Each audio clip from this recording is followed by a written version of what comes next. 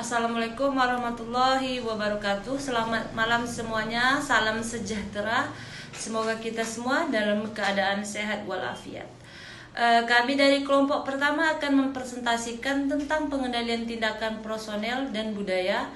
Di sini kami beranggotakan Regina Cahyani, Hanika, saya sendiri, Renuka Utari, Bella, Dian, Lia, dan Askar Hidayat. Baik, saya akan menjelaskan tentang pengendalian tindakan. Pengendalian tindakan itu adalah bentuk paling langsung dari pengendalian manajemen karena meliputi pengambilan langkah-langkah tertentu untuk memastikan karyawan bertindak sesuai dengan keinginan perusahaan dengan membuat tindakan karyawan sendiri sebagai fokus pengendalian. Sekian materi dari saya. Materi selanjutnya akan disampaikan oleh teman saya yang lain. Wassalamualaikum warahmatullahi wabarakatuh. Assalamualaikum warahmatullahi wabarakatuh. Saya Renuke Utari akan membahas mengenai materi pembatasan perilaku, di mana bentuk dasar yang pertama dari pengendalian tindakan itu adalah pembatasan perilaku. Pembatasan perilaku ini merupakan sebuah bentuk pengendalian tindakan yang bersifat negatif atau memaksa. Pembatasan perilaku ini membuat karyawan lebih sulit untuk melakukan hal-hal yang seharusnya tidak mereka lakukan. Pembatasan perilaku ini dapat diterapkan secara fisik dan administratif. Contoh dari pembatasan fisik itu misalnya memasang kata sandi pada setiap komputer, membatasi akses karyawan ke area-area tertentu. Pembatasan administratif dapat digunakan untuk membatasi kemampuan karyawan untuk melaksanakan seluruh atau hanya sebagian porsi dari tugas maupun tindakan tertentu. Bentuk umum dari pengendalian administratif ini yaitu pembatasan otoritas atau pemisahan tugas. Pembatasan fisik dan administratif ini dapat dikombinasikan, yang dapat disebut sebagai pokayokes, yang dirancang untuk membuat sistem itu menjadi foolproof atau sangat mudah. Assalamualaikum warahmatullahi wabarakatuh.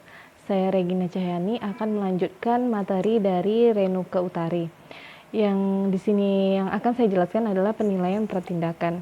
Seperti yang kita ketahui, pengendalian tindakan adalah merupakan suatu langkah langsung yang dilakukan oleh perusahaan untuk menilai karyawannya apakah memang sudah benar-benar melakukan kegiatan yang diinginkan oleh perusahaan. Karena seperti yang kita ketahui, keinginan perusahaan itu adalah untuk mencapai tujuan organisasi.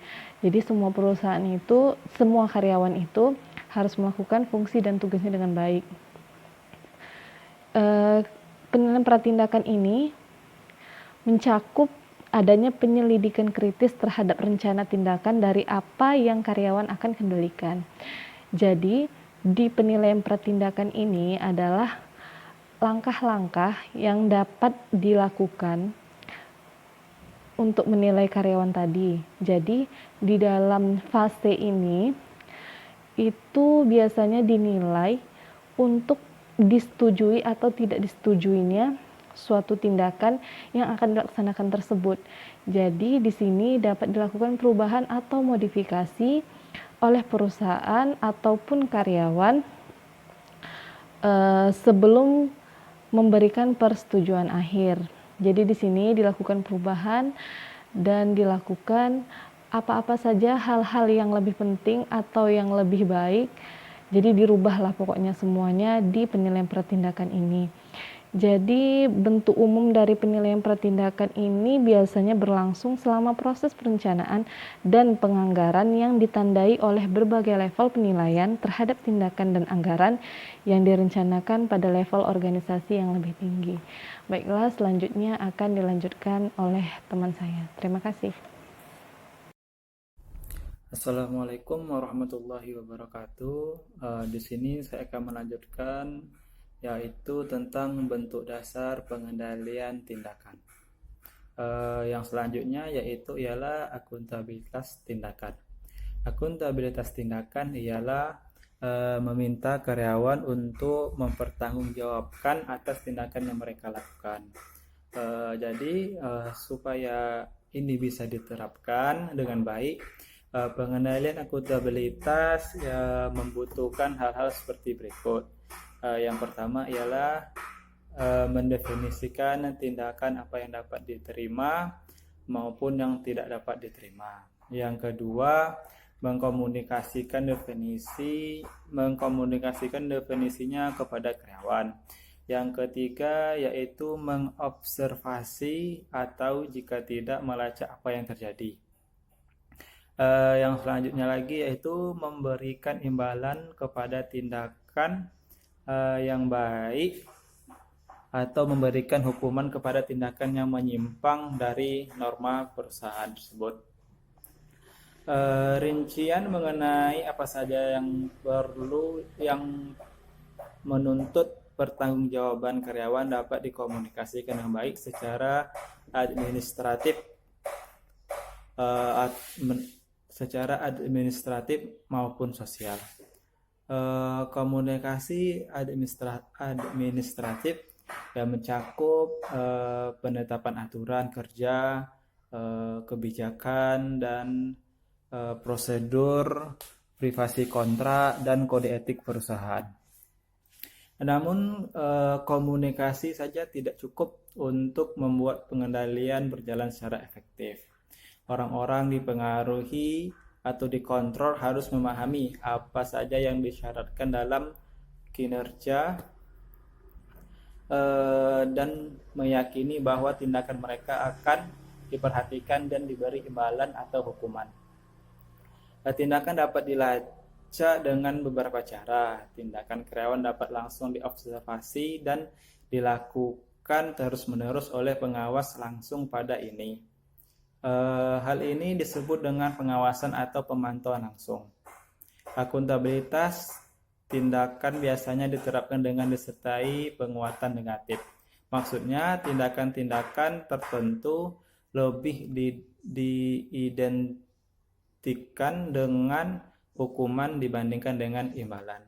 Oke, sekian. Selanjutnya berikutnya 4 bentuk dasar pengendalian tindakan yaitu redundansi yang meliputi penugasan lebih banyak karyawan atau peralatan untuk menyelesaikan tugas dibanding jumlah sesungguhnya, atau setidaknya menyediakan karyawan atau peralatan cadangan. Juga dapat disebut dengan pengendalian tindakan yang akan meningkatkan kemungkinan menyelesaikan suatu tugas dengan lebih efisien dan lebih cepat. Assalamualaikum warahmatullahi wabarakatuh. Saya Amisabella dari kelompok 2 ingin melanjutkan materi tentang pengendalian tindakan dan masalah pengendalian. Pengendalian tindakan dapat berjalan baik karena sama halnya dengan tipe pengendalian lainnya. Pengendalian tindakan berhubungan dengan satu atau lebih dari 3 masalah pengendalian. Contohnya terdapat dalam tabel 3.1 yang dimana menunjukkan tipe-tipe masalah yang diakibatkan oleh masing-masing pengendalian tindakan. Selanjutnya itu penilaian pertindakan dapat berhubungan dengan 3 masalah pengendalian. Karena penilaian ini sering melibatkan komunikasi kepada karyawan mengenai hal apa saja yang diinginkan oleh perusahaan. Maka penilaian ini pun dapat membantu meringankan kurangnya pengarahan dalam perusahaan tersebut. Penilaian ini juga dapat memberikan motivasi kepada karyawan sebab ancaman akan dilaksanakannya penilaian terhadap tindakan karyawan biasanya menuntut adanya perhatian ekstra dalam persiapan proposal biaya, yang dimana anggaran atau perencanaan tindakan. Penilaian pratindakan juga bisa dengan melakukan mitigasi dampak pembatasan perongan yang berpotensi merugikan, sebab penilaian yang bagus dapat menambah kepiawaian jika diperlukan. Penilaian ini dapat mencegah terjadinya kesalahmampuan tindakan merugikan yang lainnya. Pengendalian akuntabilitas tindakan dapat pula berhubungan dengan semua masalah pengendalian. Rincian mengenai tindakan yang diinginkan dapat membantu mengarahkan dan mengurangi ragam pembatasan program akibat keterampilan atau pengalaman yang tidak mencukupi atau atau adanya imbalan dan hukuman membantu memberi motivasi karyawan tersebut. Assalamualaikum warahmatullahi wabarakatuh.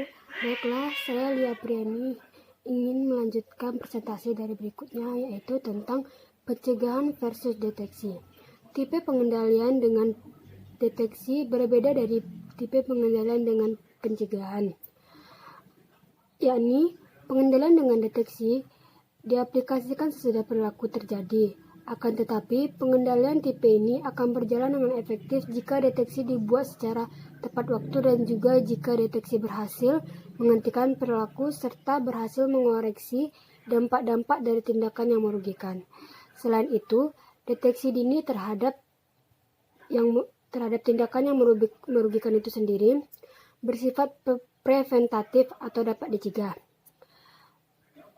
Deteksi ini bisa menyurutkan niat seseorang untuk sengaja melibatkan diri dalam perilaku yang tak diinginkan.